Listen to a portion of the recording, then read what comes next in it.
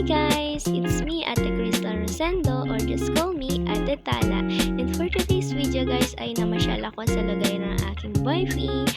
At yan guys nga, tamang lakad lang ako pababa para makita yung ilog. At saka guys, super legit.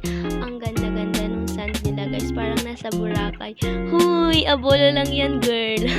So yan guys, tuwang-tuwa ako dyan sa pag-aapak sa sand kasi sobrang legit guys yung ano niya, yung sand niya talagang masasabi ko talaga dun sa sand niya is talagang pure na pure siya guys. Yung parang, ewan ko basta hindi ko maano pag inaapak-apakan ko talagang tawa na ako ng tawa kasi ang gandang tignan guys. Tapos kapag winiway ko siya sa paa ko is super